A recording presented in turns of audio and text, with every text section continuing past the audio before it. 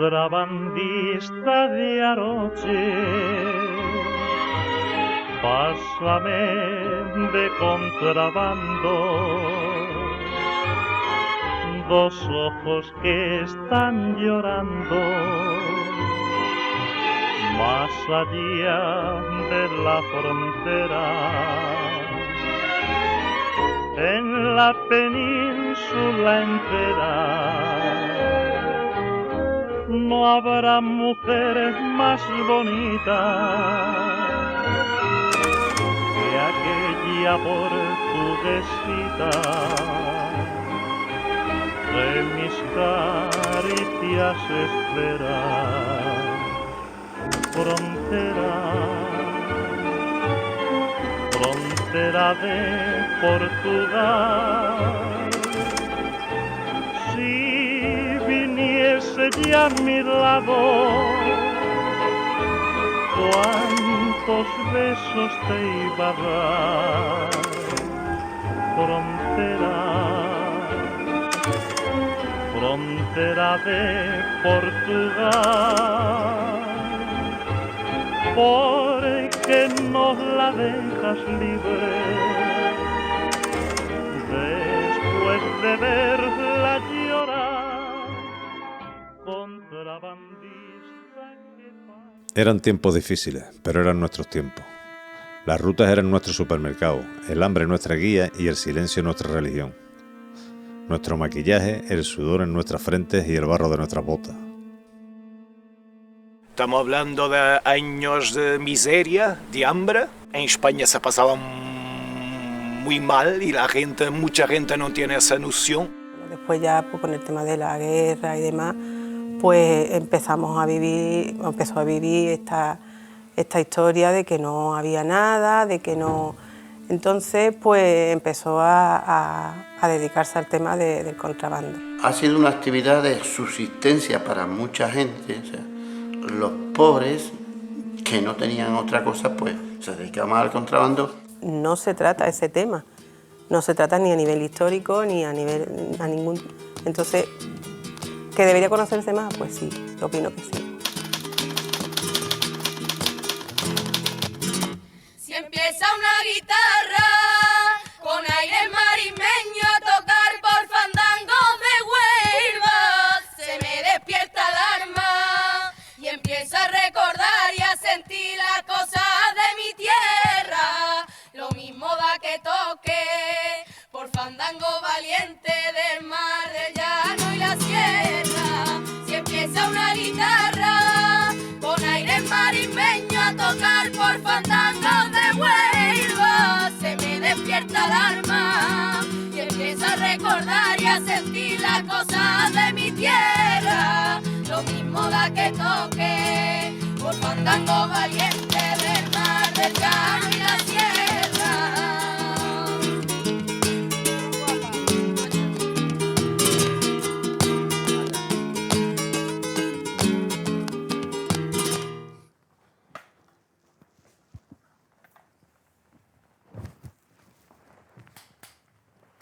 Guerra civil en Huelva, propiamente dicha, no hay.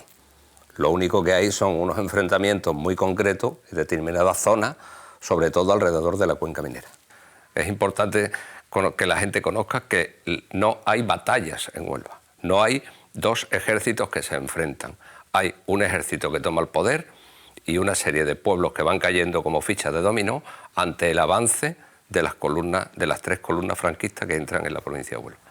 Había miseria, había hambre, había muchísimas necesidades, no había ningún tipo de sanidad, no había accesibilidad para el común de los vecinos a ningún medio que hoy llamemos sanitario, y cada uno se buscaba la vida como podía.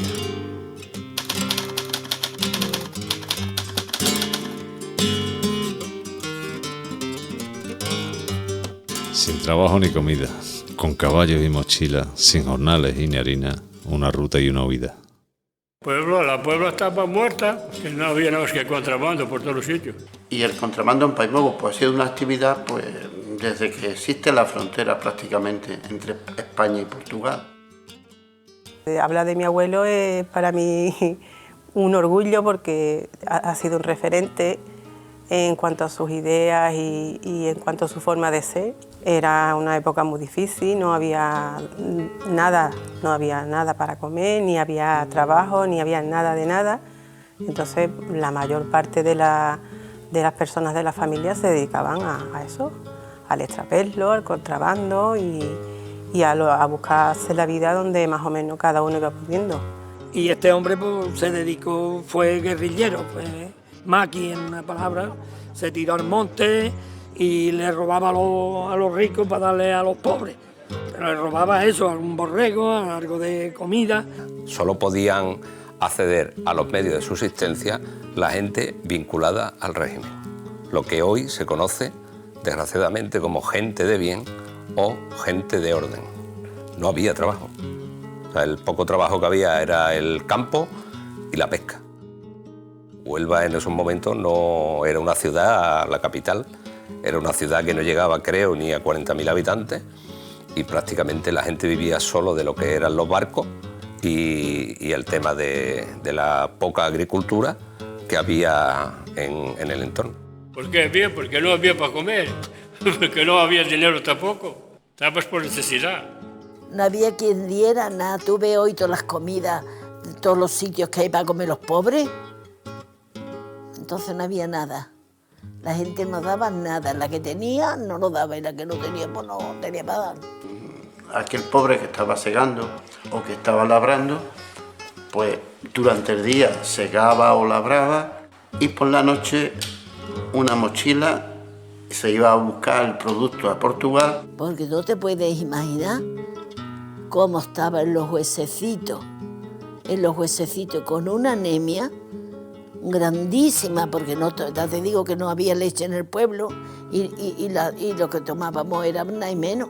La gente comía las hierbas del campo, en que se murieron mucha gente hinchado, porque o eran venenosas o lo que fuera.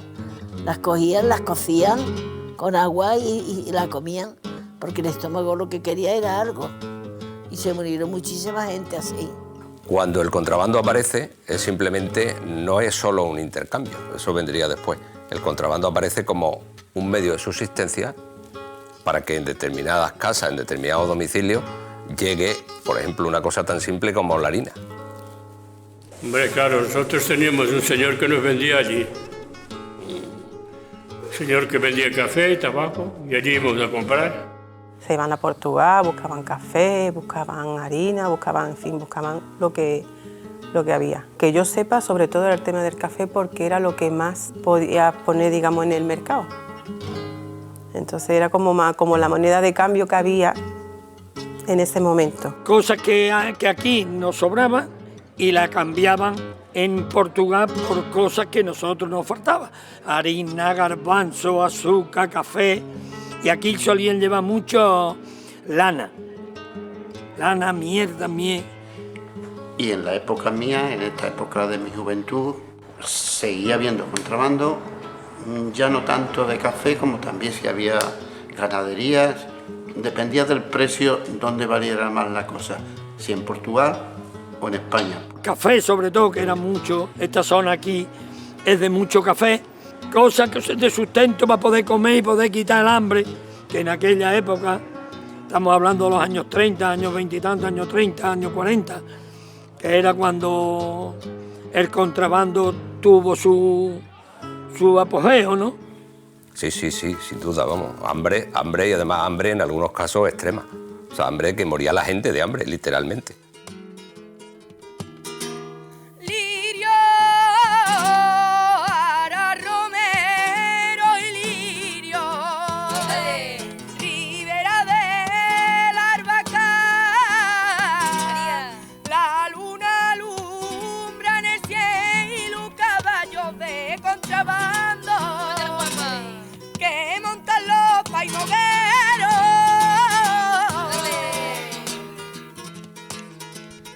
En Portugal compramos café y tabaco y vendíamos en España.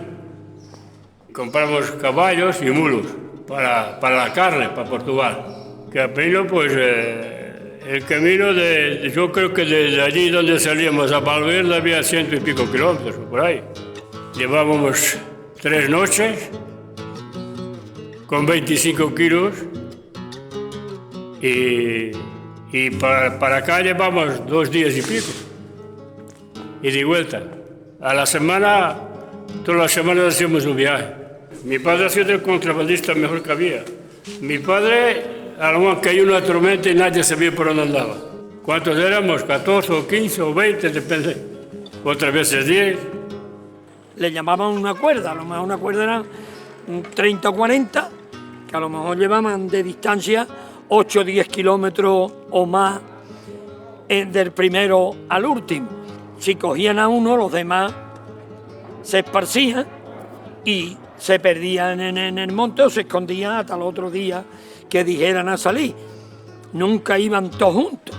Venía uno delante con el caballo, guiando esa recua, cargada de café, generalmente, y si le salía la Guardia Civil, pues salían corriendo, dejaban los animales y ellos trataban de perderse, algunas veces los cogían.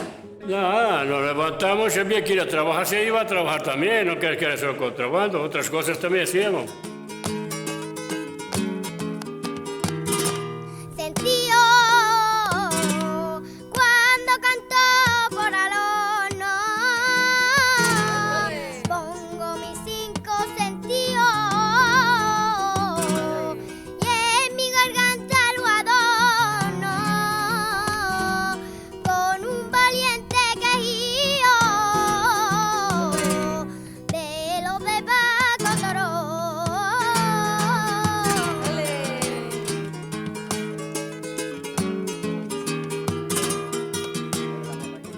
Para la gente de la frontera en Portugal, en una zona que está súper despoblada, una zona que los suelos son muy pobres, que hay poca actividad, hay poco donde ganar dinero, el contrabando significaba para muchas familias 3, 4, 5 veces más las ganancias de un mes. Bueno, yo ya no me acuerdo siquiera, pero bueno, ganábamos en cada kilo 4 euros. Bueno, eran pesetas entonces. Y no, ganaba mucho, ¿no? En cada cara por lo menos sacaban 200 pesetas, 300. Te daba para ir comiendo.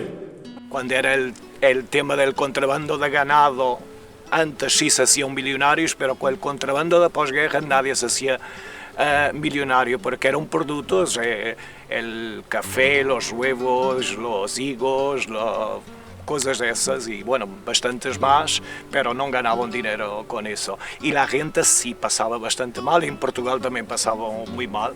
Ay, porque no se metieran en eso jamás en la vida. Que no se metieran en eso jamás en la vida, porque eso no da para comer a pequeña escala como lo que yo he conocido, ¿no? Porque a la grande escala ya se sabe. Por eso estábamos ahí, porque ahí se ganaba para comer, si no, esa vida no valía para estar ahí. El café, mi madre vendía café, aquí en la Puebla vendía café. Pero los demás poco café teníamos en casa, porque la Guardia Civil sabía que mi madre vendía café. Era una actividad dura, muy dura y peligrosa. Allí no se podía parar, ya podía llover, que hacía frío, porque llegabas ahí, pues te ponías así a recostar la carga de día, porque desde el día tenías que estar el día entero allí. Y ya podía hacer frío, que lloviera allí y aguantar el chaparrón. Hasta la noche otra vez para adelante y así.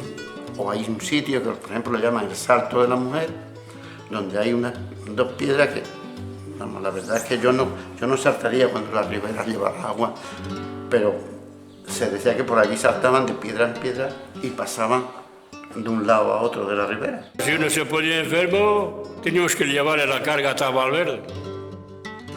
25 kilos que tú llevabas y otros 25 del otro eran 50 kilos. Eso es lo mismo que te podía pasar, cogerte la Guardia Civil, que te podía romper una pierna porque andaba siempre de noche. Andaba siempre de noche, pero no crees que por caminos, al río, eso no te cuento siquiera. Desde allí, donde salía yo, hasta Valverde del Camino, había seis ríos, que todos había que pasar con el agua por aquí, de invierno. por aquí o por aquí la agua, siempre. Había que quitarse la ropa y meterse de invierno con el agua congelada, no había otra cosa.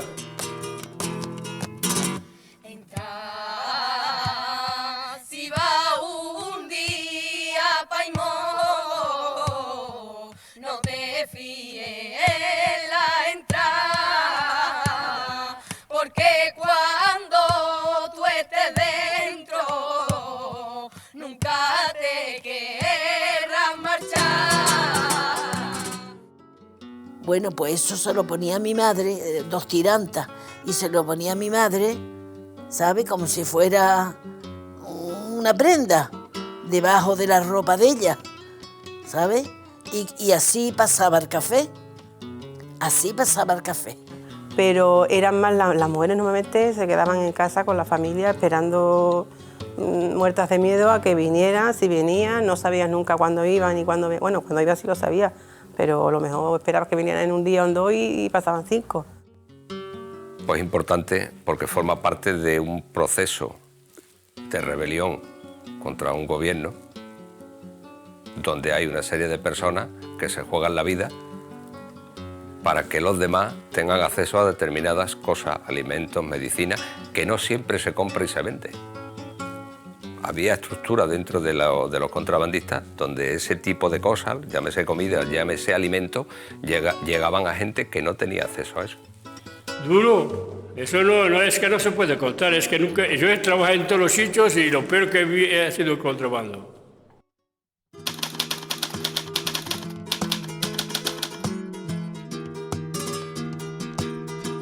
No teníamos nada sino miedo. Mi hija esperando mi llegada y al lado un guardia sin sombrero.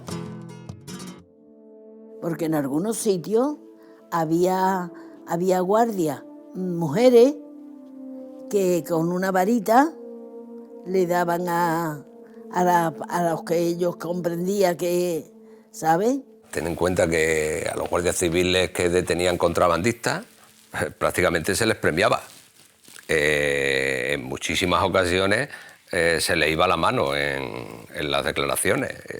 Eso era... tenían carta blanca. O sea, ellos no tenían que dar ningún tipo de explicaciones si te pegaban 4 mamporros y 2 golpes. Hombre, ellos nos conocían todos, la guardia ahí y el pueblo conocía a todos los contrabandistas. Sabía cuando entrábamos y con eso. Pasa es que había que ser listos para que no nos cogieran. Porque ahí en el Molino Santo estaban todas las noches los perros ladrando ahí. Yo venía a 4 kilómetros y ya sabía que estaba la guardia ahí, con los perros. Claro, hombre, a lo mejor veníamos con 25 kilos, llegabas aquí, ahí, te salía la guardia civil y te quitaba las cargas. Es lo que había. Y ahí está, había un refrán que se contaba antiguamente que en Paimoga era una casa de contrabandistas y la otra de guardia civil. Llegamos a tener 57 guardias civiles en Paimoga. La guardia civil, la guardia portuguesa era mejor que esta. No se metían tanto eso. Eso, cuando llegamos a casa, era una alegría. ¿Qué hacía? Pues nada, divertirme todo lo que podía. Porque después te tenías que ir otra vez. Miedo, vamos, no es que él me dijera yo tenía miedo, sino que veníamos porque muchas veces me decía, pues andábamos a lo mejor 3 días desde que salió. O sea, tú ibas, por ejemplo, de Castillejo o del Almendro a Portugal, que se va en un salto, y ellos a lo mejor se tiraban 3 días, porque ellos tenían una ruta por la que volver, porque claro, no iban a venir por donde estaban esperando. No, la Guardia Civil no importa. La Guardia Civil lo que quería era café y ya está. Alguna vez, cantidad de veces. Hombre, todo lo que llevábamos lo cogía, claro. Llevabas dinero para acá, tenías dinero de lo que habías vendido. Pensar en una persona que a lo mejor se ha llevado 2 días segando y aquella noche cogía, se hacía 10 kilómetros para allá, cargaba una mochila con 20 kilos de café al hombro, se hacía a lo mejor otros 10 kilómetros para acá y a lo mejor lo estaban esperando o la guardiña portuguesa o la guardia civil o más antiguamente los carabineros y se lo podían quitar. No la guardia esta solo, sino también la portuguesa, porque teníamos que pasar la frontera. Pero para acá era muy difícil, porque acá veníamos descargados, era muy difícil cogerlo. Por nosotros, yo pero menos corría como un galgo en aquellos entonces. Era joven. Pero cuando le cogíamos a mi madre la carga en el tren o en el apeadero, bajando los bultos del tren, que muchas veces no venía, pues se presentaban y cogían todas las cosas para ellos. Luego se los repartían en el cuartel, ¿sabes? Porque eso no iba pobre a sitios de pobres ni nada. Hombre, ellos nos conocían todos, la Guardia y la Puebla conocían a todos los contrabandistas. Pues sí, hay uno en la Puebla, hay uno que fue contrabandista y después se metió a la Guardia Civil. La Guardia Fiscal me cogió una vez una mula. Y ahora un hombre que tiene muchas historias muy interesantes, tiene una historia muy bonita que nos contó de una mañana de creo que un 9 de enero, que después de hacer un servicio de llevar café a Cartaya, a Gibraleón, cruza en el Romarano, que pertenece aquí a Salud, que está un poquito al sur, cruza en dirección a las Laranjeiras. Su casa era en Los Balurcos, que ahora mismo por carril son 8 kilómetros, carril de tierra, antes eran barrancos y veredas. Y ya llegando a la orilla portuguesa, saca la cabeza un poco así del agua, porque él llevaba la saca flota, y asoma la cabeza para arriba y ve que lo cogen en ese momento. La guardia estaba en la barca con el bote y lo cogen, lo sacan del agua y le dicen que se quite la ropa, un 9 de enero, un frío enormísimo, que se quite la ropa, que deje la carga, porque él traía carga de vuelta para Portugal, como siempre lo hacían la mayoría para ganar más dinero. Y ahora vete desnudo, descalzo, hasta tu casa.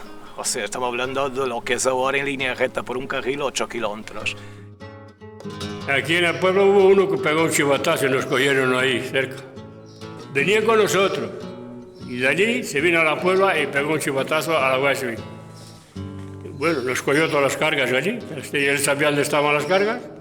Nos llevaron todas las cargas, 9 cargas llevó. Yo ya te digo, yo el único que tuvimos, yo y un hermano mío en la cárcel por 2 horas.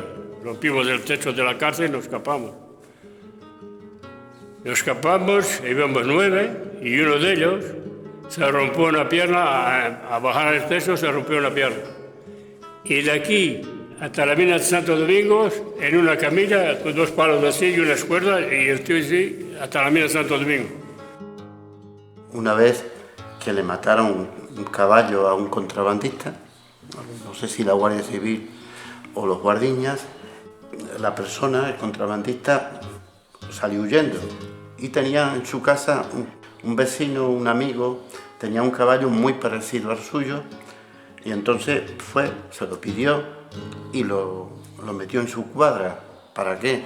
Pues la Guardia Civil se presentó aquella noche en su casa y para cogerlo preso y diciéndole que le habían matado al caballo y que salió huyendo. Y entonces, como prueba, digo, no, yo no he salido de contrabando hoy. Podéis ver mi caballo que está en la cuadra. Y efectivamente fueron. Y, pues es verdad, el caballo está aquí, pero era el caballo del amigo o vecino. Hombre, pues ¿cómo iban a vivir? Pues con miedo, porque era una vida mala, pues con miedo.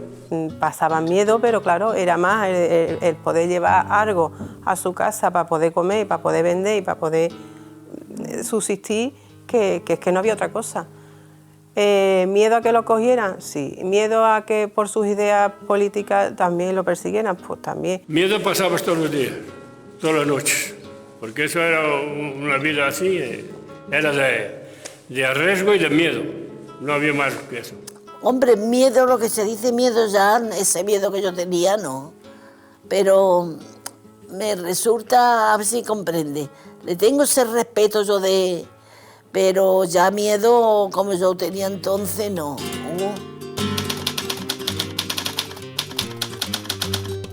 Contrabando, me presenté al tribunal, cargado de contrabando, yo le canté por fandango y el fiscal se echó a llorar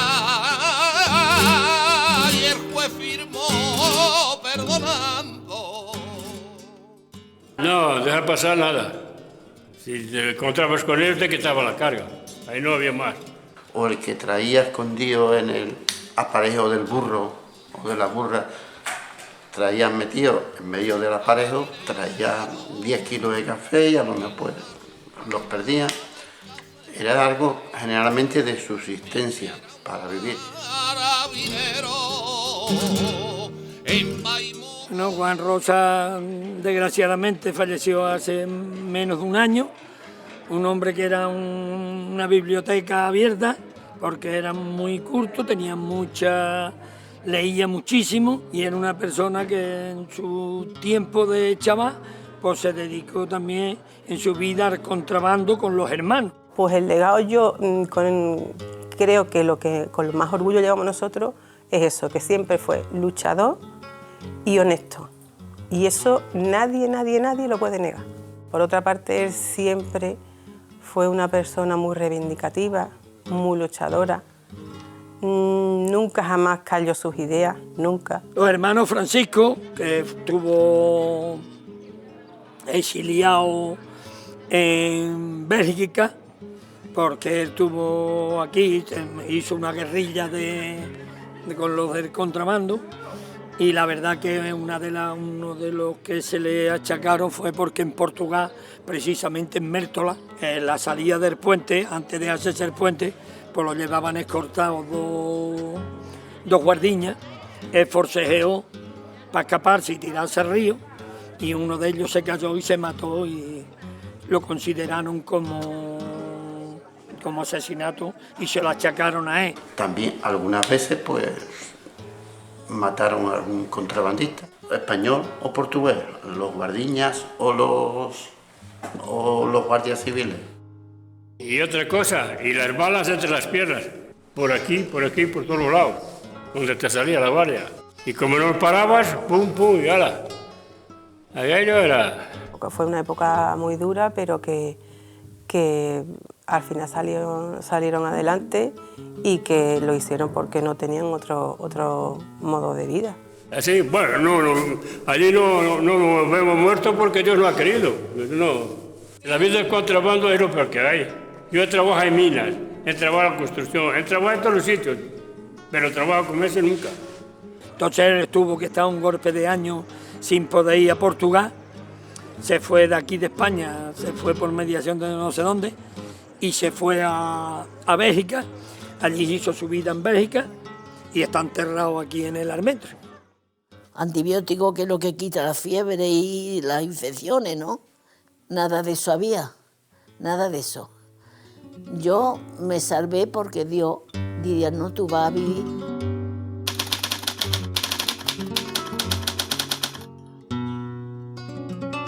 Mi vida y mi vergüenza, mi silencio y realeza, mi miedo y nuestra muerte que en la espalda no les pesa.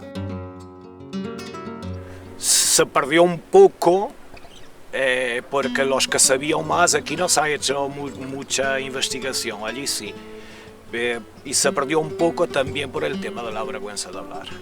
Y los contrabandistas también callaban mucho, pero ahora ya se sienten más orgullosos porque es eso, ¿no?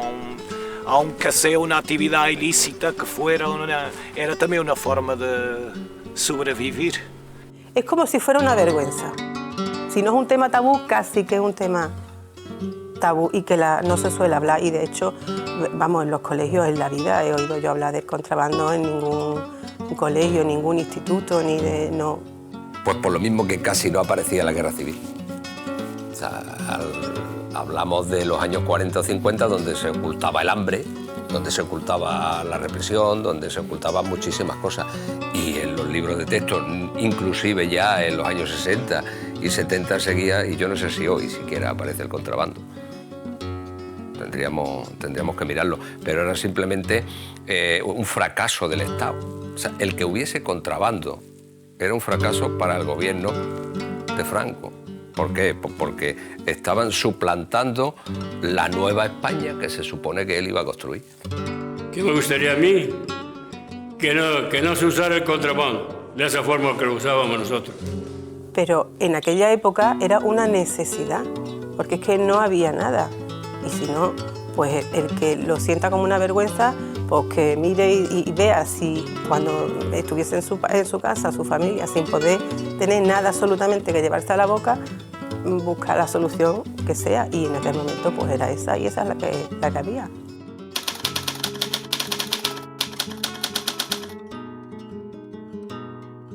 Ya no fuimos los contrabandistas. Ya se está acabando el yugo. Ya no fuimos los contrabandistas que murieron para quitar el ayuno. Yo diría que, por desgracia, la historia del contrabando, las vivencias del contrabando se van olvidando. El contrabando hacía poca monta como los teníamos nosotros, eso sí. Hay otros contrabandos fuertes que ese no. Ese sigue, ¿sabes? Y luego está la droga, que es un contrabando. Y eso está a la orden del día porque están vendiéndolo en casa, que sabe la guardia, o esos que ahí venden droga y le pasan la mano, yo no sé por qué, no sé.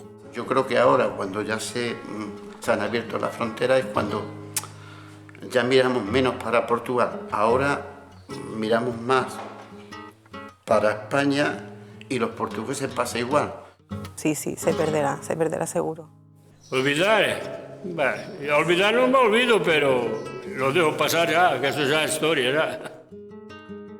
No se trata ese tema, no se trata ni a nivel histórico ni a ningún. Entonces, ¿que debería conocerse más? Pues sí, yo opino que sí. Es que ahora ya hay café por todos los lados, ahora ya todas las tiendas tienen café portugués y tabaco y todas las clases, no es como antes, eso ha cambiado mucho. Que se ha olvidado, bueno, a las personas que lo hemos pasado, ¿no? El contrabando no se va a olvidar nunca, por lo menos aquí. Por supuesto que el contrabando va a estar ahí, ya está ahí. Hay negocios con el nombre contrabando. Aquí nació una finca turística hace unos meses que se llama Finca Contrabando. Allí está un bar con una terraza que se llama Contrabandista. Hay gente queriendo poner negocios relacionados con el tema de contrabando. Rutas de senderismo, meriendas en el campo, con actividades con el pastor de la cabra, de la oveja, todo con el contrabando de fondo. Entonces el contrabando no va a quedar olvidado, no va a quedar ahí apartado. El contrabando, eso es una cosa, no se olvide nunca. El olvido puede frenarse a pequeña escala. Las grandes investigaciones se han hecho y se están haciendo ahora. En el contrabando hay verdaderos personajes que dan para escribir mucha literatura. A ver de qué manera hacemos para que no se olvide, porque eso forma parte de nuestra vivencia y de nuestra historia. Pero poco a poco se va dejando en el olvido. Es un tema que a nivel especialmente de investigación se está haciendo mucha cosa en los últimos años. Hay mucha gente estudiando el tema del contrabando. Es un orgullo para las familias, para las gentes de Alcotín, del Bajo Guadiana, del interior de Algarve, de la frontera. Hombre, yo creo que la historia debería conocerse toda, el contrabando y toda la historia en general, porque nos enseña. Yo después de ser contrabando, que estaba en Bilbao, y pegaba un salto de la cama y la mujer, ¿qué haces? Pues estaba soñando con la Guardia Civil. Y así, de veces. También hay mucha gente de fuera que ya se interesa, ya busca el tema contrabando. Bueno, los contrabandistas, hay mucha gente que le debe mucho. Le debe que esté hoy aquí su familia, porque muchísima gente hubiese muerto de hambre, literalmente, si no hubiese tenido la ayuda, incluso ellos mismos no se hubiesen metido a contrabandistas. O te morías de hambre, aceptabas esa situación, o te largabas del pueblo, o te metías a contrabandistas, o a extraperlistas, que es como se llamaba después.